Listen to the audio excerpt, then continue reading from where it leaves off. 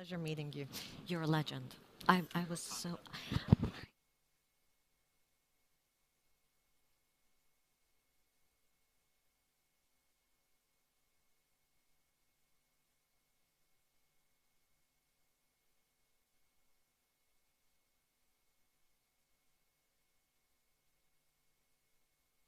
And we come to our next panel now. Thank you very much for being here. I'm going to. Thank you. All right. So we have talked about what the future and what the present looks like when it comes to life sciences, when it comes to health, human discovery. Our next conversation is about decentralization. And what do we mean? How technology is allowing decentralized platforms and how they will allow us to solve global issues. So, to join me for this conversation, we have Kerem Alper, who is co-founder and CEO of NEOL, and Ben Nelson, chairman and CEO of Minerva Project. Please. Right. So, we're following on from a conversation that was really marked on health, but science discovery and technology.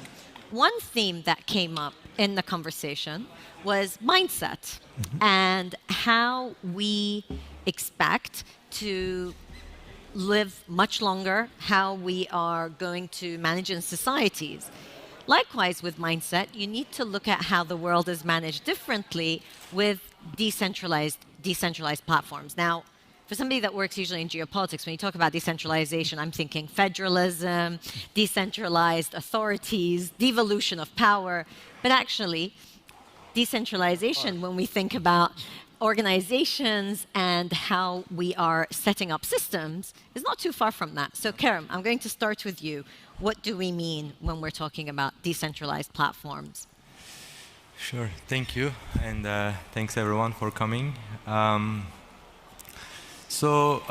Without going into the technicalities of it, the way we envision, the way we think about a decentralized system is the difference between building a structure with pretty solid grounds and floors. On each floor, you know what's happening. There's a way to get in, there's a way to get out.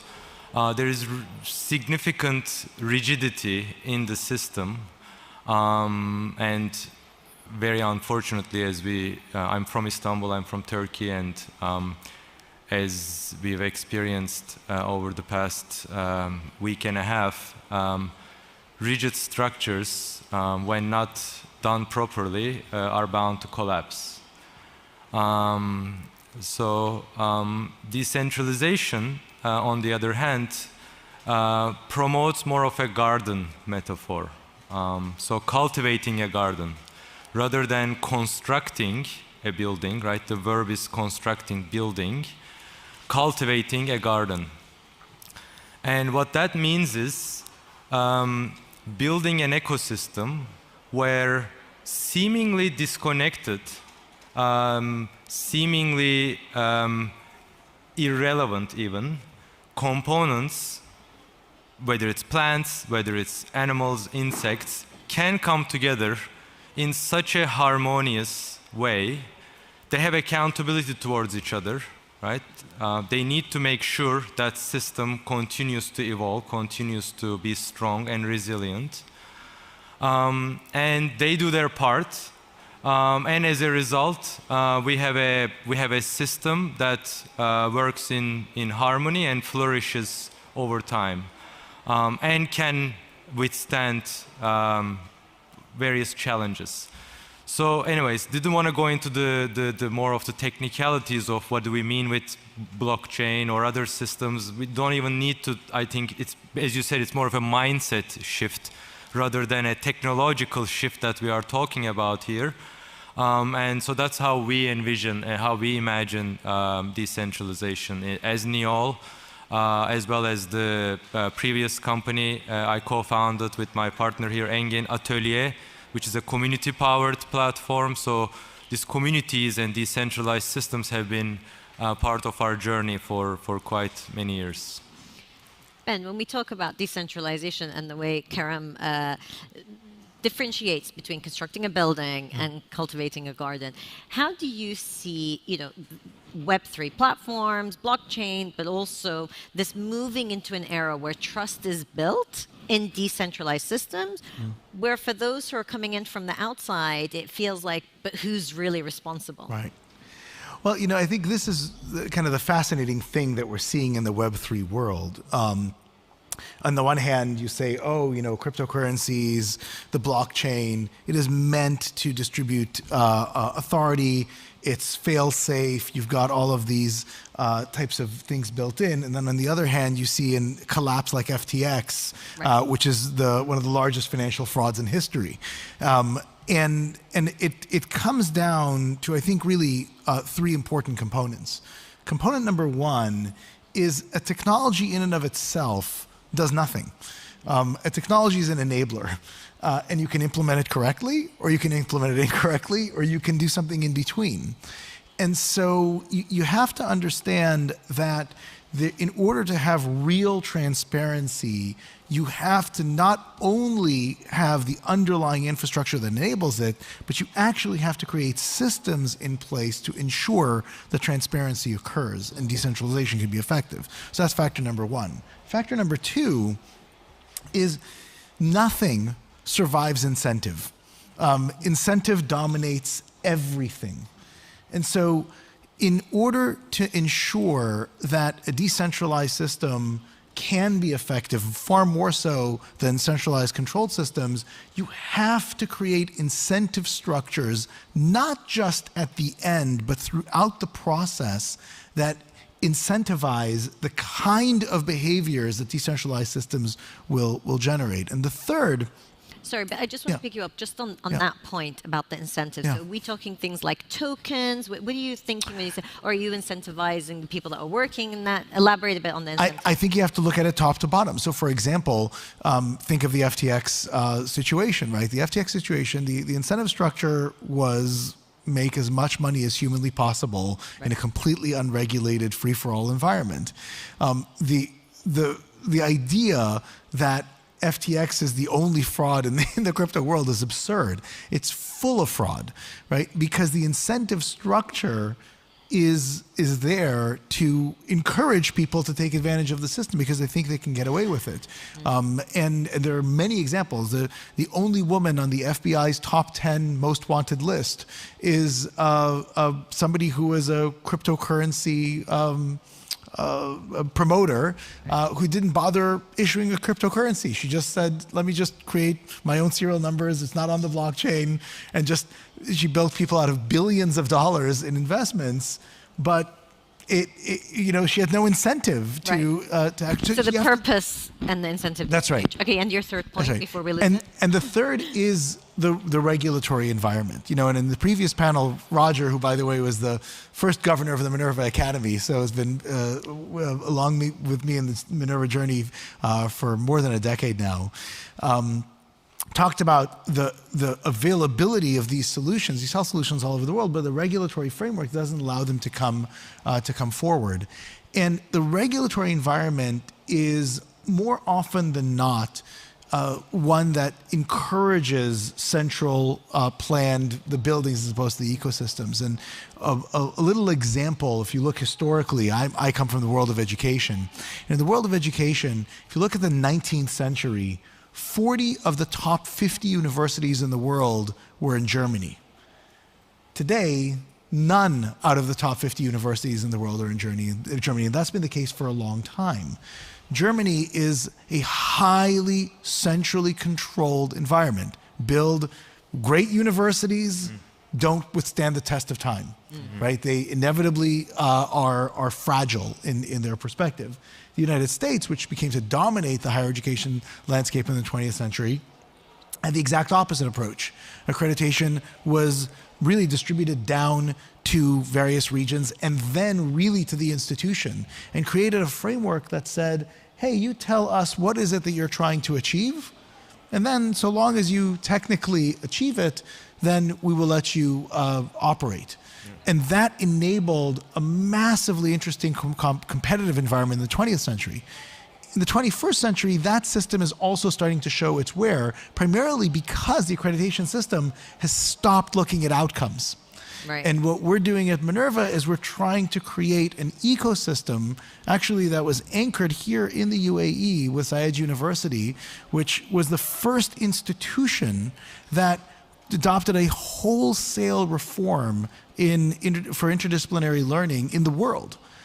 And we create these bespoke opportunities that are fit for purpose, but that share this kind of ecosystem that makes them more and more powerful.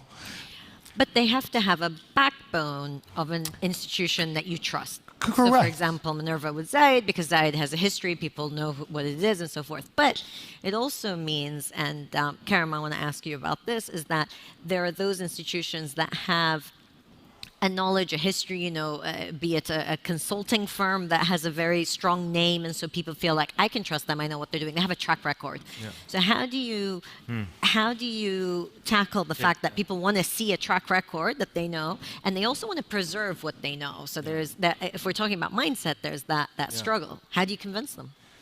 So what we are building with NEOL is a decentralized, community-powered. More than, I think we can forget about the whole decentralization, crypto parts of it, but really a community-powered version of a talent network, right?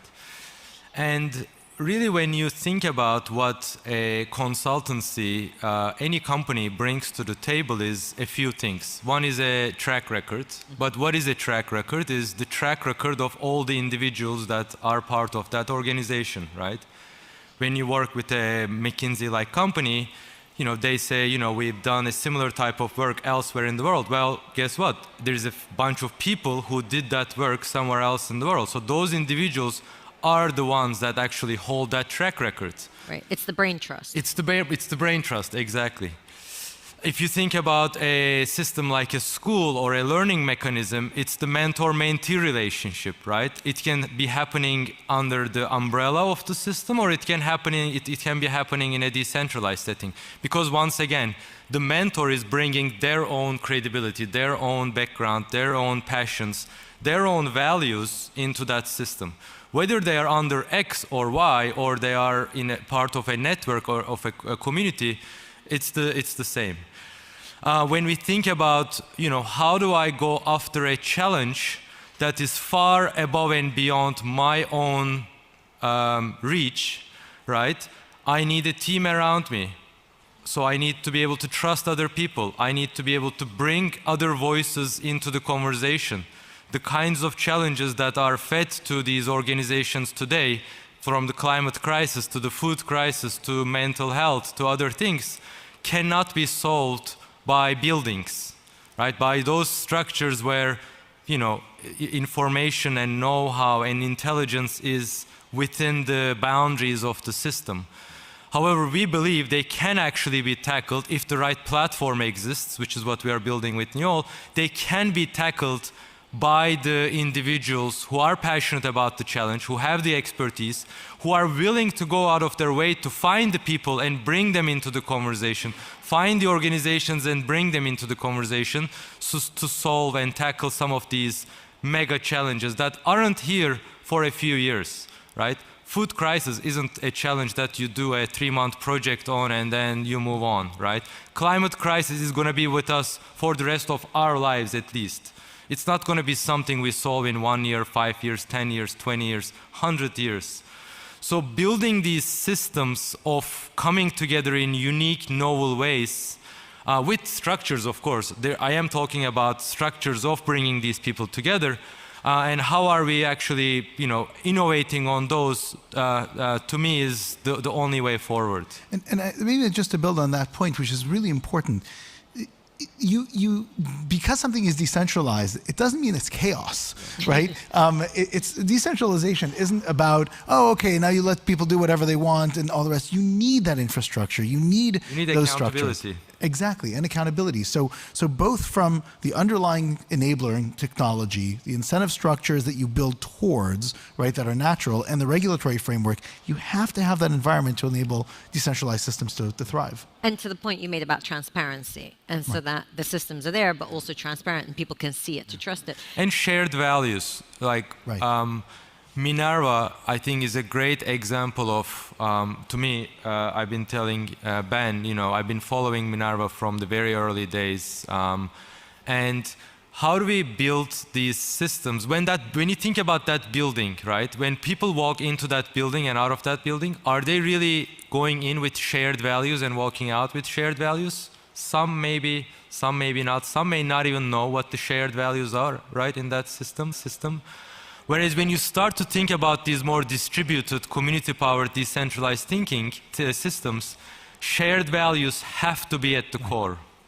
And that's what drives transparency, that's what drives accountability, that's what drives diversity, inclusion, and all the other things. But I want to pick up, yes, I agree on shared values, but you also need a culture of an institution or a group or so forth. So building that culture also requires that you're joining something. If you're new, because what I'm thinking about is, and I want to pick up on the theme of you bring people who have expertise in this, who have a track record.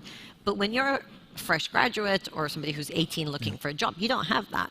So you get the experience and you get the so-called kudos by attaching yourself to an institution.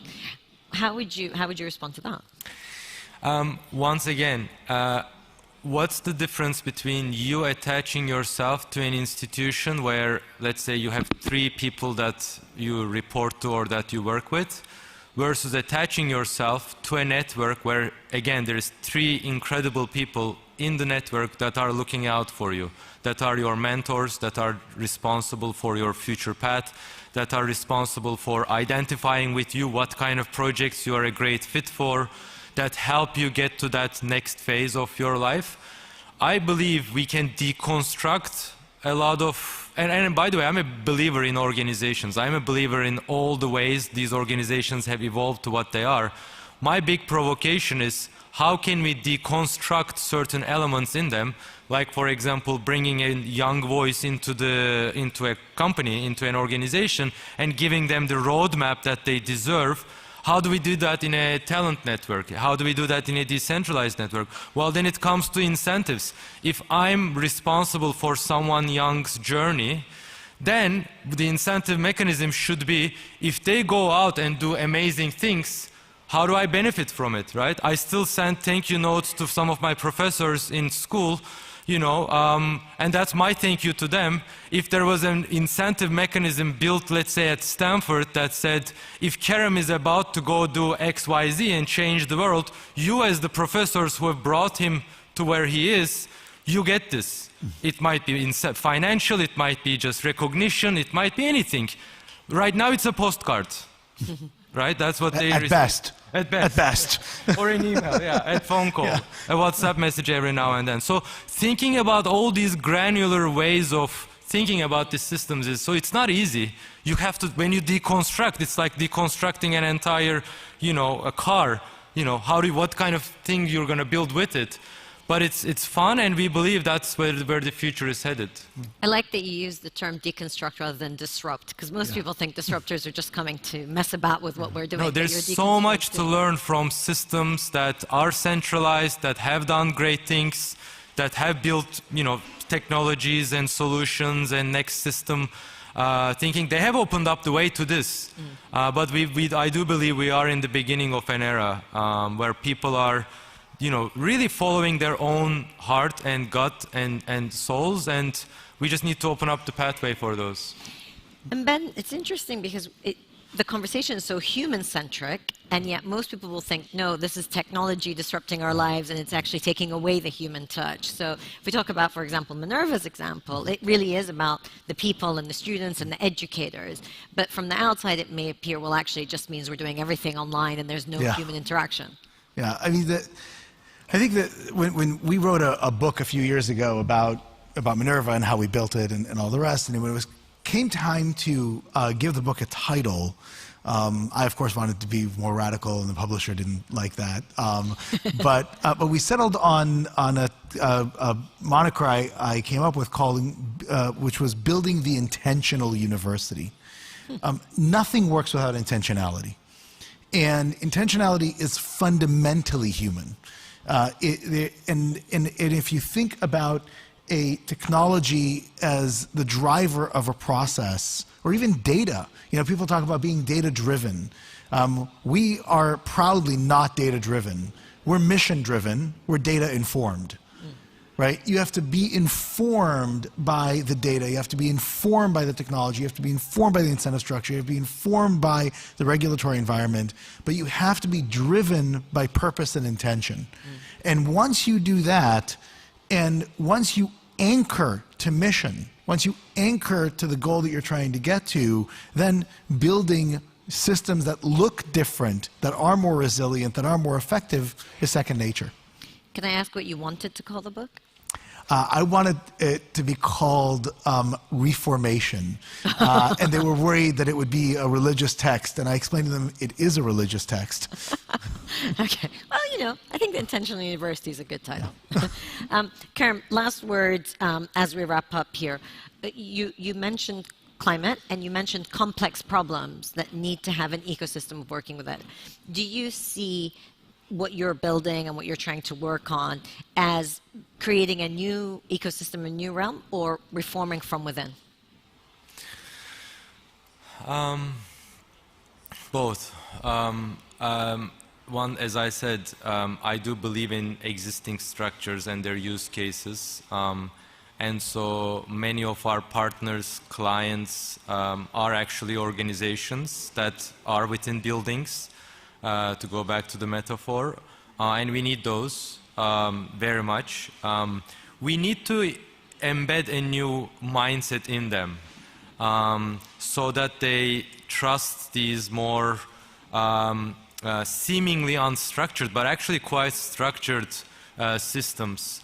Because at the end of the day, once again, who is in that room, delivers everything, right? So if we can have the right group of people in the room with the right background, with the right mindset, with the right ambition, we believe we can make the kind of impact that is impossible by some of the legacy systems, but we do need the legacy systems to be partners along the journey. Legacy institutions have a choice. They either embrace the reforms that keep them relevant and at the forefront, or then they will be disrupted by those that do. Thank you. Well, thank you both for your insights. Thank you for your time, and thank you all for attending. Please, some appreciation for our speakers. Thank you. Okay, yep.